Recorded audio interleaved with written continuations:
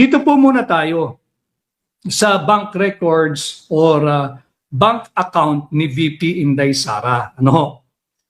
Masyado pong pinag-iinitan ng mga miyembro ng Committee on Justice ng House of Representatives itong dalawang bagay, SALN at yung bank records, bank returns or bank accounts ni VP Inday Sara. Ano po yung bank returns? Yun po yung bank records. But essentially, pagka kinalkal mo, sinuri mo yung bank returns or bank records, you are already touching the bank accounts or bank details of a person. In this case, ang ating pong dinidiskurso rito ay yung bank account ni VP Inday Sara. Sabi ni Polly Duces, minamadali na nila kasi naghihingalo na si Bangag. Sabi yan ni Polly Duces. Si Juvie Requieron, malubha na ang sakit. So, yun nga po nakakadagdag yung instability ng hindi paglalahad ng tunay na estado ni Bongbong Marcos, ang kasalukuyan nating presidente ng Pilipinas. Ako naman kasi ang take ko riyan, yung pagiging absent niya, lagi namang absent yan. Hindi mo nga maramdaman ng presensya So yung pagkakawala niya mula nung Holy Week hanggang ngayong araw, I was told before we nag-live tayo, hindi pa raw nagpapakita, wala pang statement, except yung Lucaret sa Malacanang, nagsabing na sa mabuting kalagayan naman daw. Di ilabas ninyo, di ba? Kasi nakakadagdag sa instability na nangyayari ngayon sa ating bansa. Corruption, alamak na kurakutan, corruption, maleta, flood control, tapos yung problema ho nating lahat, hindi lang ng Pilipinas, kundi ng buong bansa. Buong Pilipinas ito, pati buong mundo, yung problema ho dyan sa Iran, war dulot ng paglusob ng Israel at ng bansang Amerika.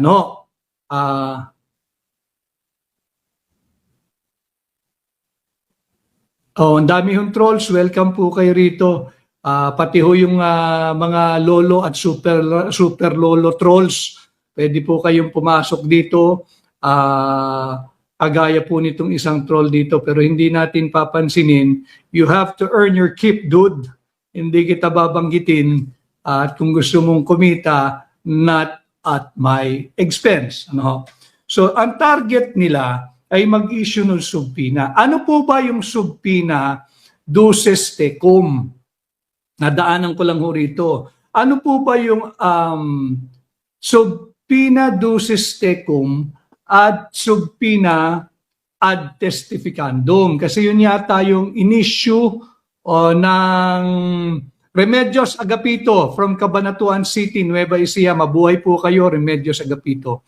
Yun yung tila in-issue ng House of Representatives Committee on Justice. Subpoena duces tecum at subpoena ad testificandum.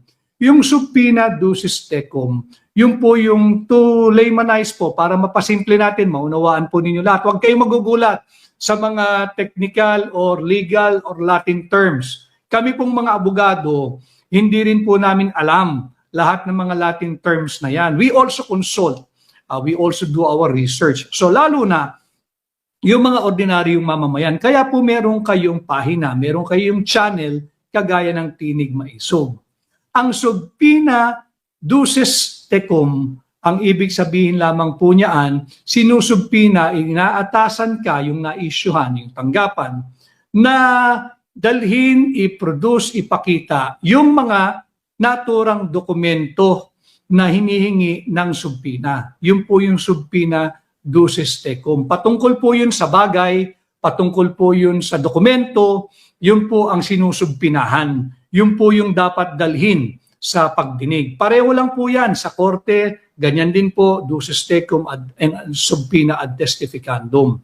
Yung subpoena ad testificandum, yun naman po yung patawag sa isang individual ng isang komite, in this case the Committee on Justice ng House of Representatives o kaya ng korte, for someone to testify before the committee, before the court, before a trial or investigation. Yun po yung pinagkaiba nun. Ngayon, yung po sa bank returns or bank records ni VP Inday, nararapat ba na subpinahan ng House of Representatives Committee on Justice itong bank returns, bank records, or bank accounts ni VP Inday Sara? Sa aking pong legal mind, sa aking pong legal eye, hindi dapat isubpina at walang kapangyarihan ang Committee on Justice na nagsasagawa ng investigation patungkol sa nakabinbin na impeachment complaint laban kay VP Inday Sara. Ano ho? Malinaw po yun ha. Ang ginagawa ng House of Representatives or Kongreso, mababang kapulungan, na pagdinig, ito po ay katulad, maialin tulad sa isang preliminary investigation. Investigation pa lang ho. Hindi pa po ito kaso. No? Importante yun. Iba yung investigation, iba yung kaso.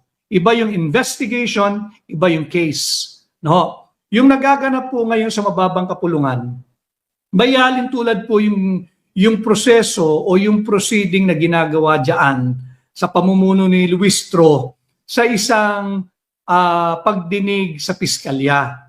Yung naghahanap po ng preliminary investigation, yung dinedetermine po kung may probable cause to warrant the filing or non-filing of a case in court. Investigation pa lamang ho yun. Bakit mahalaga yung pagkakaiba ng investigation sa case? Sapagkat malinaw po sa Republic Act 1405, yung RA 1405. Naririnig nyo na yun po ito. Importante po na mapag-usapan natin para hindi po kayo malinlang na ayaw ipakita yung bank account, siguro may tinatago. Hindi po. Hindi po tayo bahagi ng legal or defense team ni VP Inday pagdating sa impeachment. Para lang klaro. Bilang abogado, ako po'y ginagabayan ko kayo. Magkaiba po kasi yung investigation akin to or similar or kahalintulad ng ginagawa sa piskalya to determine, establish probable cause to warrant the filing or dismissal of a case sa korte. Ganon din po yung dito sa House. Iba po yung kaso po yung pang-litigation na yan. Ang hinihingi po kasi ng Republic Act 1405, yung Bank Secrecy Law, which incidentally, ito po ay lumang batas na.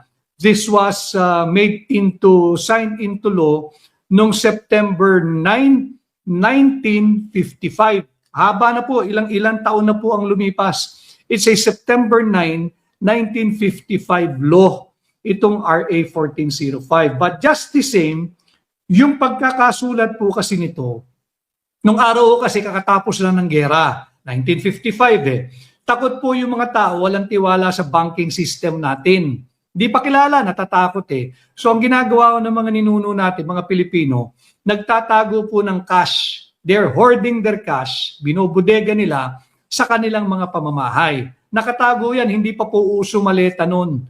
Sako-sako o kaya male-maleta pa ho nila itinatago. Wala po exaggeration doon, talagang nakasako o kaya nakabayong. Bakit sako or bayong? Kasi ang denomination ng pera natin nun maliliit pa 1 peso, 2 peso, 5 peso, 10 peso, 20 peso, 50 peso, baka nga wala pang 100 nun I am not sure kung wala pang 100. But just the same, tingnan ho ninyo, wala pong 500 pesos nun. Bill. Wala pong 1,000 pesos bill noon. Wala pong 200 peso bill noon. So yung pera po natin, pag hinawakan mo, talagang ang dami. May isang bill na piso, may 2 piso, may 5 piso, may 10 piso, 20 piso, 50 piso, hanggang 100 piso. Ang biggest denomination po nun ay 100 pesos. Kaya po nagpasa ng Bank Secrecy Law para ho matanggal yung agam-agam ng mga tao na magbangko o mag-impok sa bangko. Kinakailangan po kasi ng gobyerno nun pasok nyo sa bangko para umikot po yung pananalapi o yung pera, magkaroon ng hanap buhay, magkaroon ng negosyo. So dito po yan, is an old law, yung RA 1405, yung Bank Secrecy Law.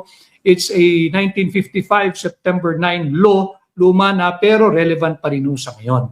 Ano ho ang ipinag-uutos ng Bank Secrecy Law? ito pong lumang batas na ito, ang ginagarantiya po nito ay absolute confidentiality. Kaya po yung mga kaibigan natin na nasa baol lang nila nilalagay, Attorney Vic, tama yun, Ines Nympha Seaton Noel. Sa baol nila linalagay yung mga ninuno po natin. Iba nakabayong, kagaya nga po ng sinabi ko, yung bayong na pamalengke at saka yung mga sako. No, bukod pa yun yung barya, marami pong barya nun. No, so ang ginagarantiya ng Bank Secrecy Law is absolute confidentiality of bank records, bank returns, and bank accounts. Yan po yung diwa, yung reason for the passage of this old law ay yung absolutely confidential, yung absolute confidentiality ng ating mga bank accounts, bank records, bank returns. Ganon din po ngayong kahalagang pinag-uusapan ito. Sapagkat yung ating mga kaibigang bankero, yung ating mga kaibigang may mga bangko, lalong-lalo na yung mga malalaking bangko, pag kayo po ay nakatanggap o makatanggap man kayo ng subpina ng Committee on Injustice ng House of Representatives, pwede po silang tumanggi on the strength of RA 1405 or the Bank Secrecy Law. Why? Bagamat meron pong exemptions doon sa batas na yun na ating pong tatalakayin, ito pong ginagawa nila sa bank record or bank returns or bank account ni VP Inday, hindi po kasama yun sa exemptions. Ano-ano po ba yung exemption? Una-una, ang general rule, unlawful for any person to disclose, reveal, or permit the examination of the bank accounts, bank records, bank returns, bank details of any person or government official. Dalawa po yun ha, wala pong distinction doon. Of any person or of government official. Sa ngayon, habang yung batas po natin ay yung September 9, 1955, RA 1405 pa ang nananaig, wala pong distinction. Whether ikay pribado o ikay taong gobyerno, halal man o appointed o hangal, marami po niyan sa House of Representatives, hindi ho pwede na pakialaman ng kahit na sino yung pagbubukas, pagbubusisi, pag-examine, pagbubunyag ng bank records ni naman, lalo pa ni VP Inday Sara. Ano-ano naman po yung exceptions? Meron pong exceptions yan. This law admits of at least five non-exceptions. Ito lang po yung RA 1405 ha. Hindi natin pinag-uusapan dito yung related jurisprudence. Unang-una, pwede mo lang hong ibulgar. Importante po kasi ito baka ma-issuean yung ating mga bangko ng subpina. Pwede ho kayong tumanggi, alam po ito ng magagaling ninyong mga legal counsel in-house, yung inyong mga vice president for legal sa mga malalaking bangko, pwede po kayong tumanggi on the strength of the express prohibition of RA 1405, which guarantees rather the absolute confidentiality or absolutely confidential nature of bank accounts, bank returns, bank records, bank information. Bawal po yan. Dagdag mo pa yung Data Privacy Act. So talagang mahirap na itong basagin, tumitibay na po ito.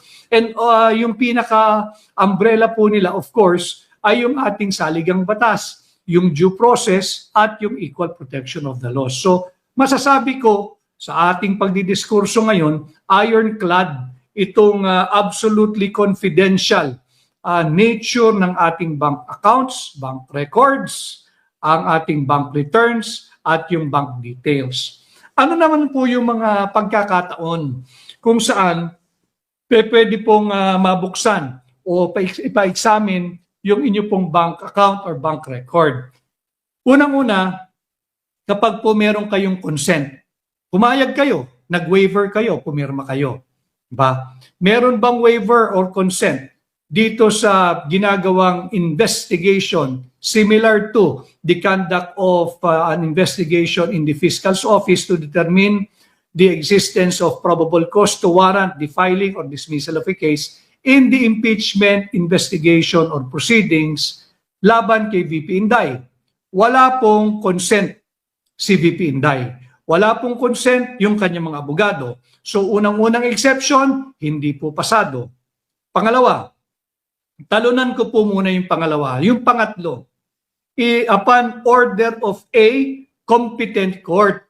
Competent court ang nakalagay, hindi po competent authority. Magkaiba po yun. Pag competent authority, pwedeng sabihin ng Justice Committee ng House na kami ay competent authority. Meron kaming kapangyarihan sa ilalim ng ating saligang batas na sa amin lamang nagmumula ang isang impeachment complaint and we can conduct investigation na patungkol sa impeachment proceedings. Hindi po Ang nakalagay dito, upon order of a competent court in cases of bribery or dereliction of duty of public officials. So,